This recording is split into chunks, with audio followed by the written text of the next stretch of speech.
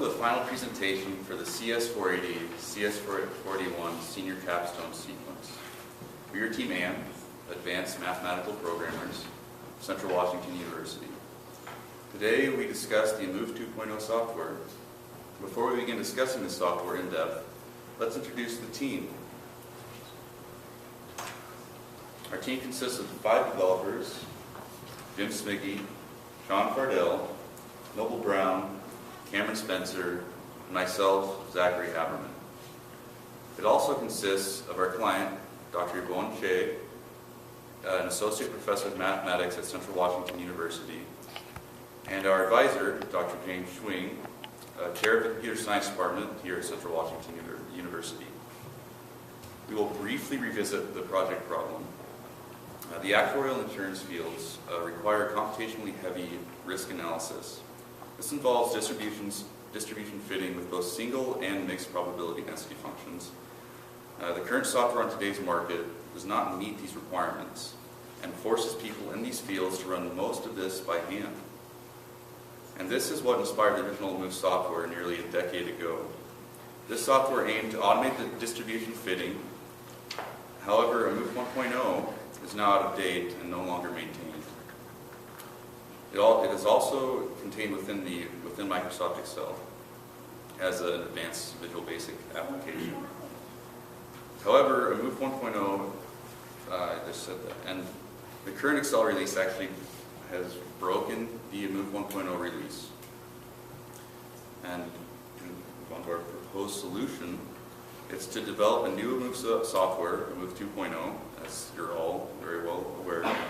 And this decouples the Move from Excel and allows for easier maintenance, additional features, and more efficient calculations.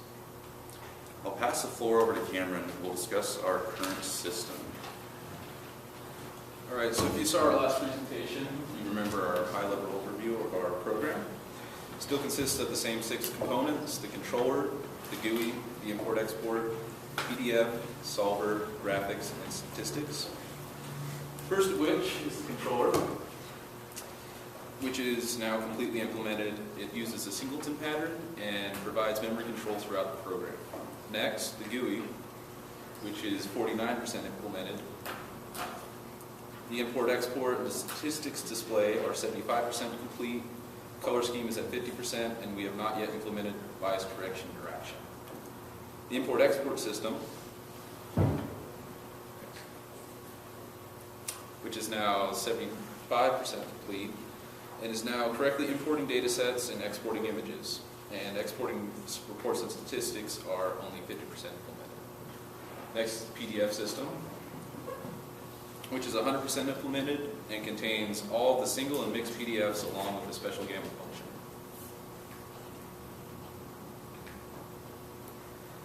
The solver system, which has single PDFs 100% implemented and the mixed PDFs are currently at 67%, and save garbage collection is also completed. Overall for that one is 89%. The graphic system, which is also fully implemented, produces 4x3 and 16x9 histograms and also plots function lines properly. And finally, the statistics system, which overall is only 50% complete, handles descriptive statistics and value at risk, which are both at 75%, conditional tail expectation, which is at 50%, and relative error, which also has not been implemented yet. So Move 2.0 is currently 95% complete, and details on our completion date will be covered shortly. And I'll now pass it over to Sean, who will give us a demonstration. All right.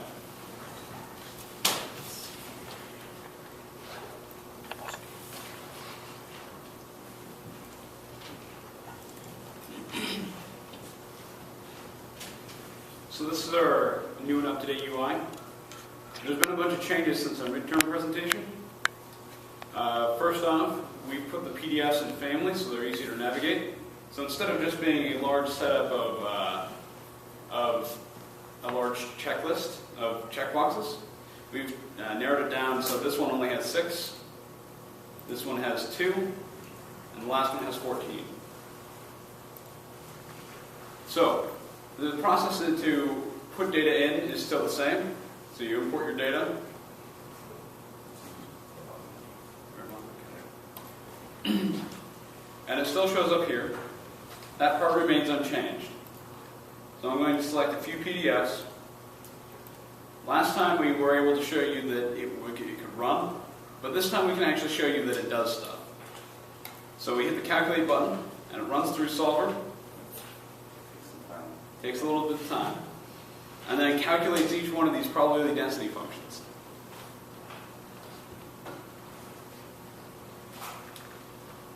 When it is complete, it shows it down at the bottom and says calculations complete. We can then go over to the results tab, and all the groups that the solver comes up with, we can view for each individual probability density function, as well as the descriptive statistics for the data set.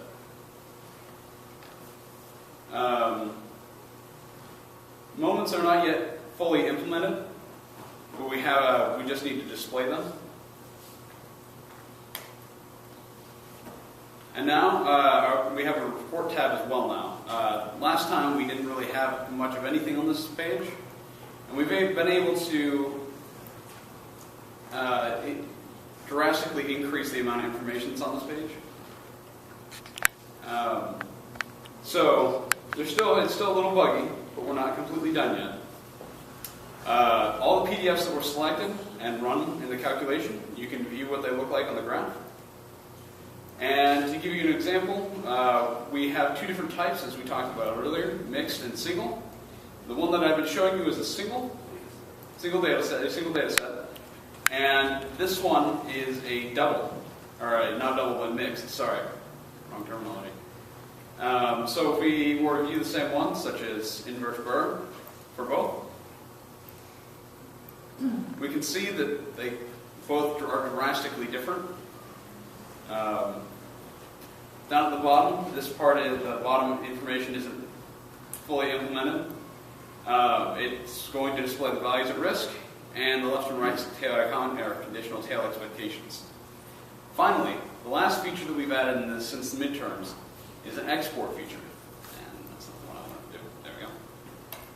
So the export feature allows us to export documents, the report of the page. So I'm just going to call this report. The report gets saved wherever you send it. It's fine. We know about it. And you can view it.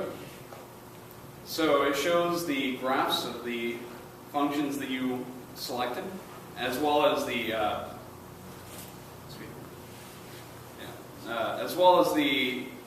descriptive statistics for each one of for the data set. This is mostly done, as Cameron said, and I think that's it. Yeah, and that's, if you notice the graphs, that's kind of the idea of trying to fit. That's the whole reason why we need Solver, because it calculates those unknown variables and tries to fit it to the data set. You know, it's really that part of the demonstration. More.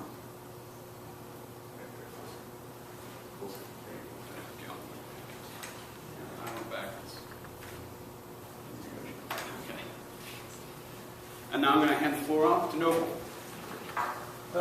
We have used a number of different design patterns throughout the software in order to help minimize code and make code more efficient, try to make this a program that meshes together very well, and I think we've made very good strides in that goal.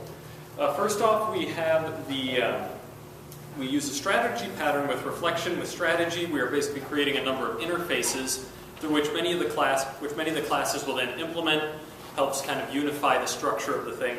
With reflection, we're doing something that we found rather interesting. Let's say you want to instantiate an object from a class based on a parameter. And with the PDFs, we have a bunch of these different objects. You would need an extended conditional. If the parameter is this, then create this, else if, and so on and so on and so on. With reflection, we're actually able to instantiate the object based on a string. If the string matches the name of an object, it will instantiate that object. It lets us replace a huge mess of conditionals with a very simple, small loop. And in that way, reflection has been very, very useful in helping to minimize our code and make this more efficient. We've also utilized the singleton pattern with the controller, as Cameron has already mentioned. The controller is basically the central hub through which the other modules in the program interface. They do not really talk to each other without first going through the controller, and the controller ensures that we don't have any more objects than we need. It ensures that we don't have memory leaks and stale data laying around. It handles all of that and helps minimize the amount of memory that the program is going to use. We also have a strategy pattern, again utilizing reflection. The PDFs all have an abstract parent class of type PDF, which has all the child classes with all the different PDFs we need. Again, utilizing reflection, specifically, for example, with the checkboxes when you were to check the PDFs you wanted to run, instead of using an extended conditional, we can simply pass the text from those, with minimal parsing, we can pass the text from those checkboxes into the method, and it will simply instantiate the object based on that text. We've also utilized a modular design, which is, again, the controller. But with the controller, what we're also able to do is decouple the modules of this program from each other. In going through the controller and everything, all the different systems have minimal or no reliance, well, I wouldn't say necessarily reliance, but minimal or no direct communication between each other. They go through the controller, and the controller handles everything else. Moving on, we can talk about integration with the conditional tail expectations and the value at risk, and to tell you all about that is Jim Smiggy. All right, I'll talk about how we implemented these two numbers. Suppose we wanted the 30th percentile of the data set. This is the X point where 30% of the data points fall below that, and it's also called the VAR.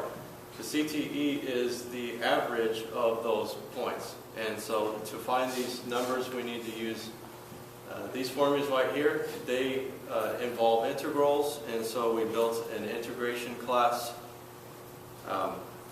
We attempted to approximate the area below the curve with a series of trapezoids,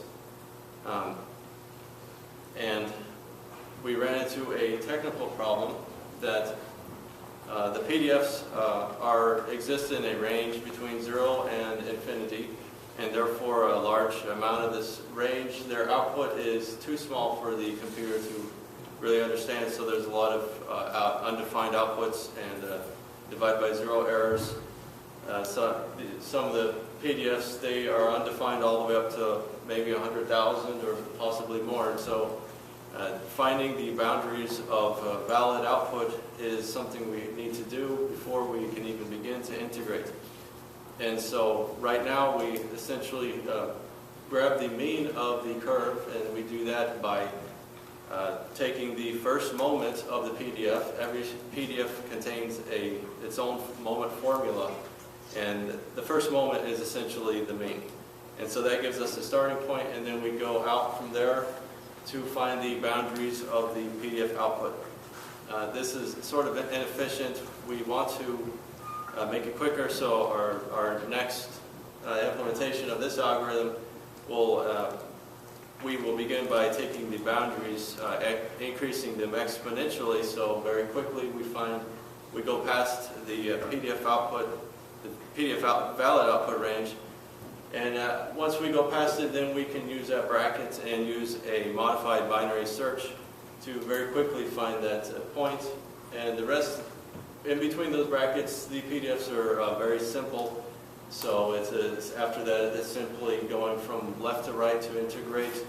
While we're integrating, we are plugging those values into those formulas to get the VARs and the CTs, all in basically one pass, and it goes really quickly. Same thing with the right tails. We go from the right hand bounds to the left hand bounds to get those right tail CTs. And I will hand it over to Noble.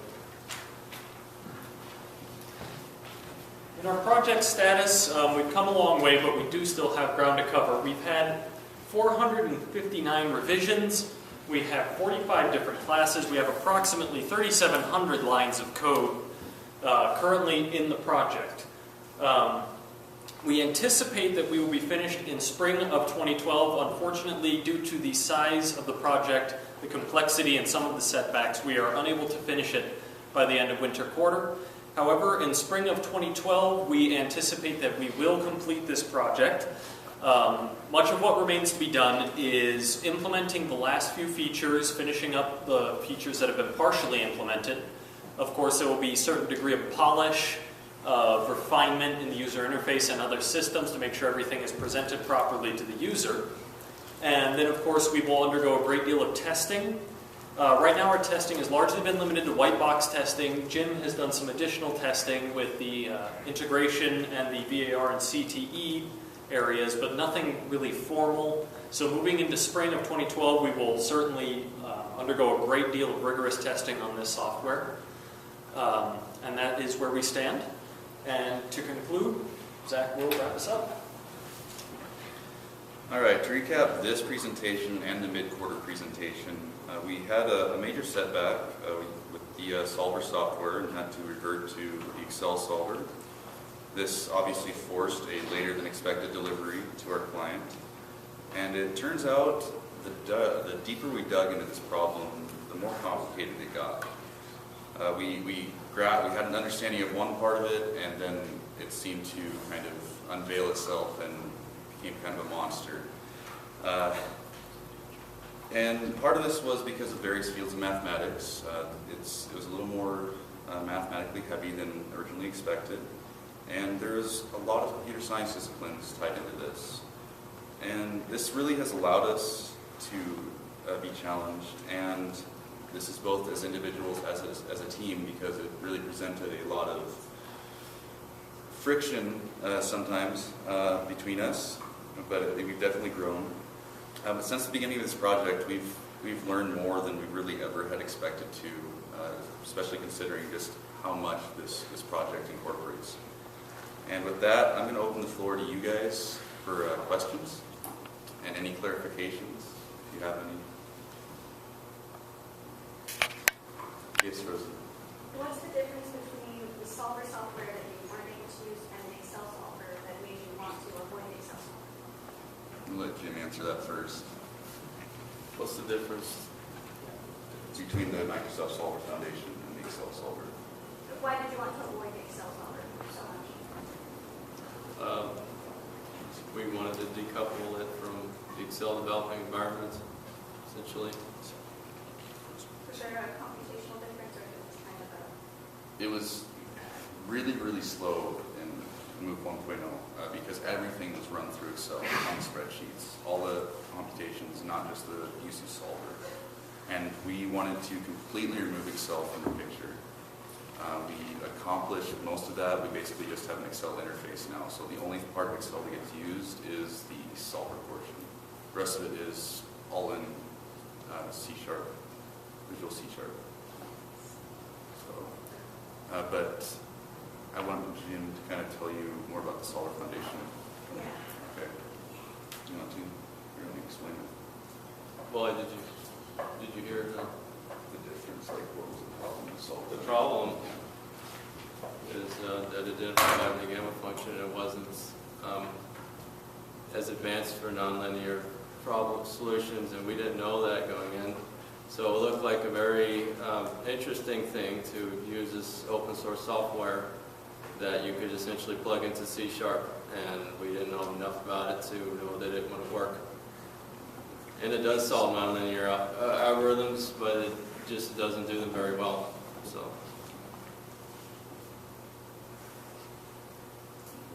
Yes. So Cameron gave a lot of kind of percentages of completeness. Yeah. How did you derive those percentages of completeness? Basically, what's functional versus what our goal is. That's really how we figured those numbers.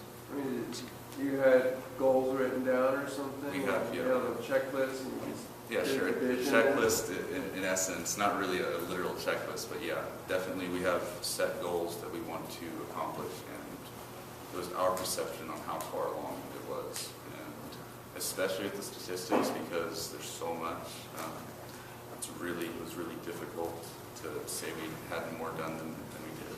Because just to kind of continue with that, another thing we've run into is it looks like we don't have very much complete to us, and then we kind of finish it all of a sudden. So the percentages are just kind of, it's really tough to gauge sometimes. And they're just guesstimates or something really based on. In some cases. In other cases, we have very accurate measurements.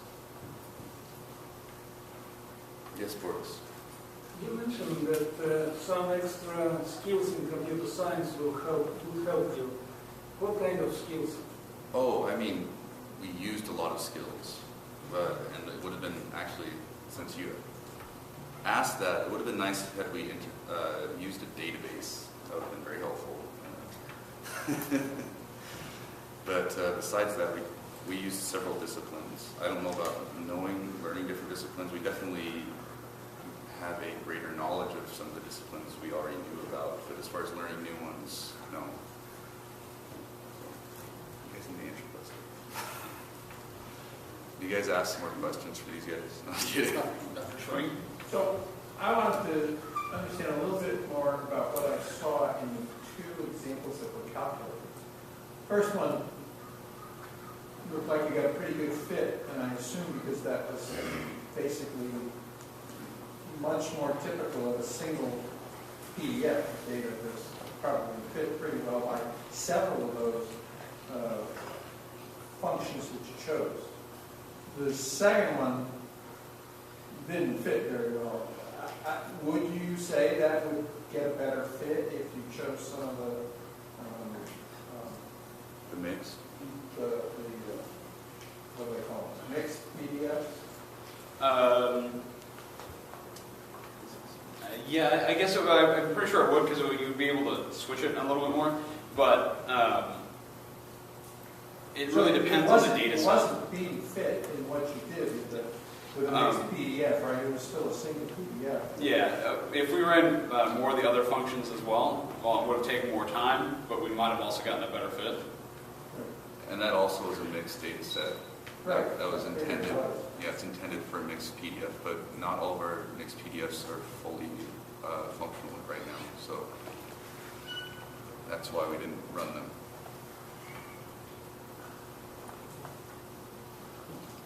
Right back here. Yeah, you mentioned that you did agree with some of the trapezoids. Why trapezoids are not just straight rectangles? Because it's more accurate.